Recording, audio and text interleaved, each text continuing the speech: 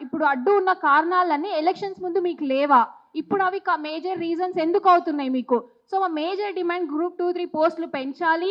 Group 1 1:100 ratio కూడా మీరు elections ముందు ప్రామిస్ చేసిందే మేము అడుగుతున్నాం. ఇదేదో మేము కొత్తది తెర మీదకి తీసుకొచ్చి అడగట్లేదు. నేను ఇంకొకటి ఏం చెప్పదలుచుకున్నా అంటే, సో మా మేజర్ డిమాండ్స్ గ్రూప్ 2 అండ్ 3 పోస్టులు పెంచాలి. గ్రూప్ 1:100 చేయాలి. ఇంకా కొన్ని చిన్న చిన్న ఇష్యూస్ ఉన్నాయి అన్‌ఎంప్లాయీ సైడ్ నుంచి.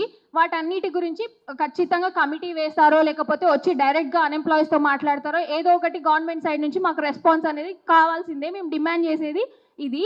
ఇంకొకటి నేను మేజర్‌గా చెప్పాల్సింది ఏందంటే, గవర్నమెంట్ సైడ్ నుంచి ఎవరినైతే రిప్రజెంటేటివ్స్‌గా అన్‌ఎంప్లాయీస్‌కి రిప్రజెంటేటివ్స్ అని చెప్పుకుంటున్నారా, లేదా వాళ్ళని అపాయింట్ చేశారా మాకు తెలీదు. కానీ బల్మూరు వెంకట్, రియాజ్ అనే పర్సన్స్ అన్‌ఎంప్లాయీ సైడ్ నుంచి మాట్లాడుతున్నారు. నేను మీ ఇద్దరికి ఒకటే చెప్తున్నా, గవర్నమెంట్‌కి నేను ఇవ్వాలనుకున్న మెసేజ్ ఒకటే. ఏంటి అంటే, మీ వెనకాల తిరిగే 10, 20 మంది మాత్రమే అన్‌ఎంప్లాయీస్ కాదు.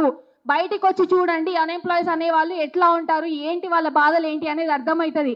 ఇన్ఫార్మర్ని పెట్టుకొని గవర్నమెంట్కి ప్రాపర్ ఇన్ఫర్మేషన్ పాస్ అవ్వకుండా ఎందుకు చేస్తున్నారు అంటే, ఈరోజు మీకు పదవులు వచ్చినాయి కాబట్టి మీరు ఏమైనా చేస్తారు. సో దీన్ని మేము ఖచ్చితంగా కండెమ్ చేస్తాం, అడ్డుకుంటాం.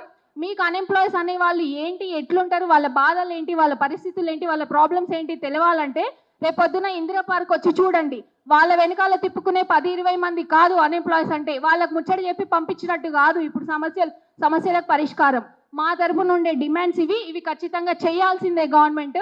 చేయకపోతే మేము దాన్ని వదిలిపెట్టే ప్రసక్తే లేదు. ఎందుకంటే మీరు ఇచ్చిన హామీని మీరు చేయకపోతే ఇంకెవరు చేస్తాడు?